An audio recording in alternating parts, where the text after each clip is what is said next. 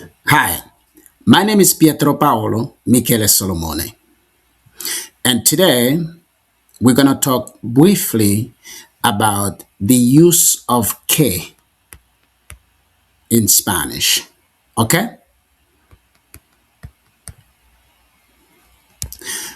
Remember last time I uploaded a video on what is considered a sentence in Spanish, and I talk about in Spanish for you to have a sentence, you must have a conjugated verb, and then the sentence must make an assertion, and also the sentence must be able to stand on its own.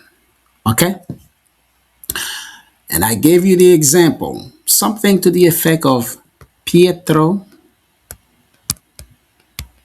Pietro trabaja aquí. This is considered a sentence in Spanish because it has a conjugated verb, trabaja, works. It makes an assertion. So the speaker is presenting this information as certain. Pietro trabaja aquí. And the sentence can stand on its own. Okay? So that's considered a sentence in Spanish. All right? Now, if I say, I think,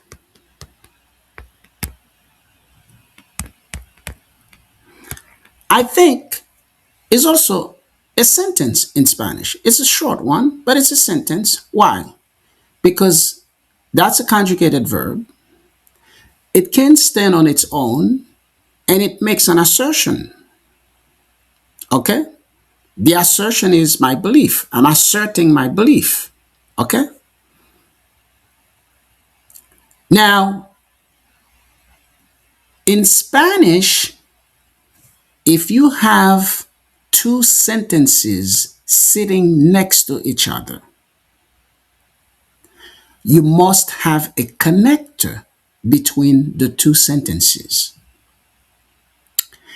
If you have two conjugated verbs sitting next to each other, you need a connector between the two of them.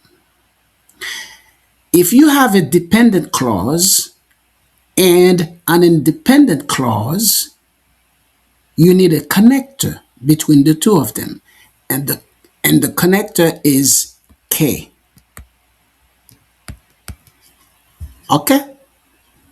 Now, let me give you an example. If I say, I think he's right. I think he's right. All right? I think is a short sentence. Okay, sentence number one. Why it's a sentence? Because you have a conjugated verb, it makes an assertion, and it can stand on its own. Okay, he is right. This is the subject, this is the verb. That's another sentence. That's sentence number two. Okay? Now, what we have in English is two sentences sitting next to each other. And that's perfect English. I can say that in English. I think he's right. That's proper English. But the Spanish language requires a connector every time you have two sentences sitting next to each other. And the connector is que. All right? So if I want to translate, I think he's right to Spanish, I need a connector between I think and he's right. So I think is creo. The connector is que. He's right is tiene razón. Okay? So I think he's right but I need the connector because Spanish demands it. And it's not Spanish being difficult, French demands the same thing. Okay? So whenever you have two conjugated verbs sitting next to each other in Spanish, you need a connector between them. Okay? Now, in English, you can omit the connector. Okay? When you say, I think he's right, there's no connector.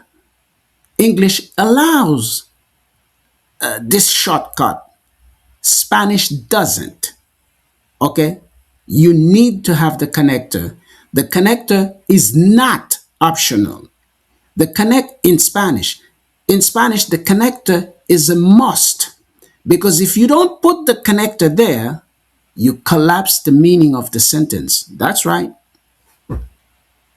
For instance, if you say in Spanish, let's say you don't want to put the connector, you say creo, tiene razón.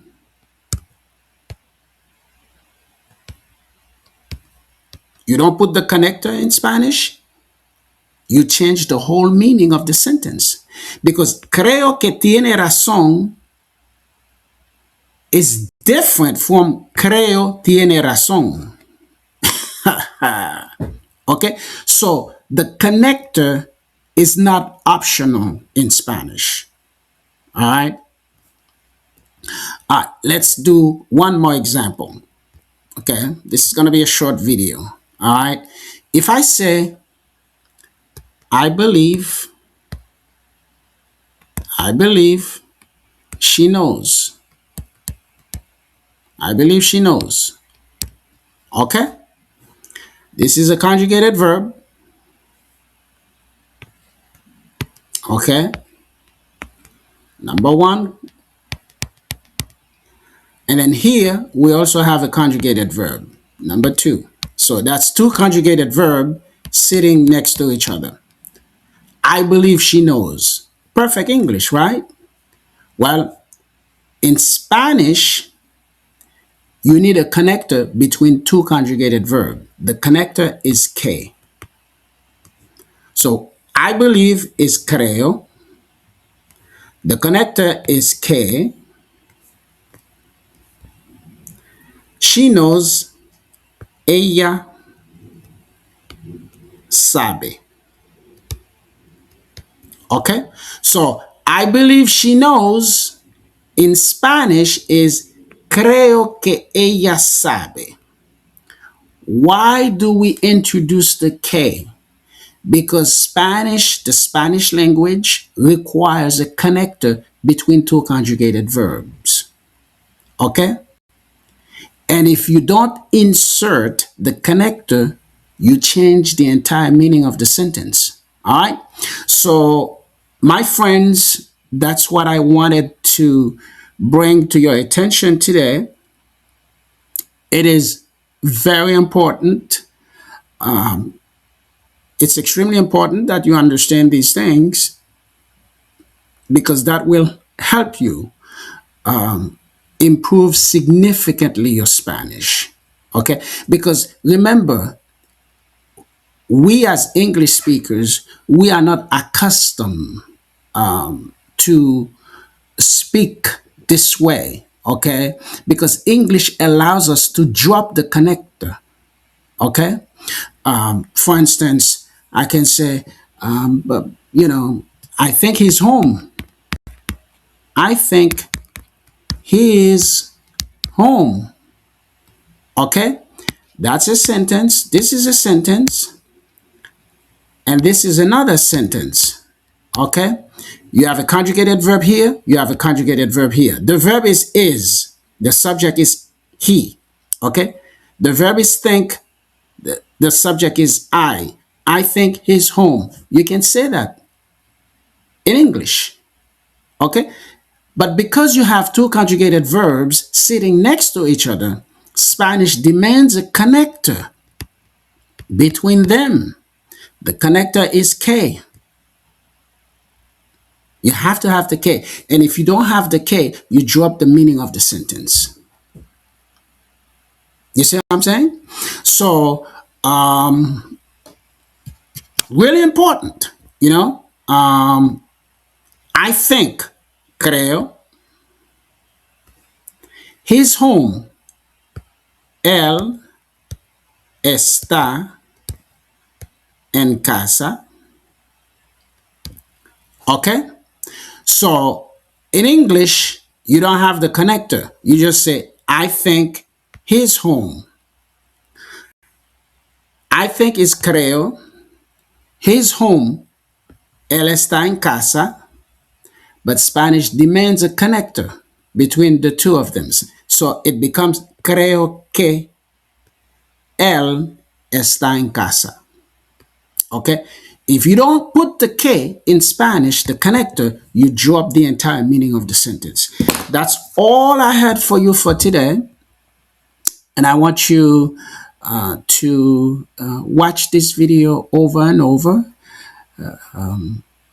because if you don't understand these basic structures in Spanish, it's going to be very difficult for you to sound natural and to achieve fluency.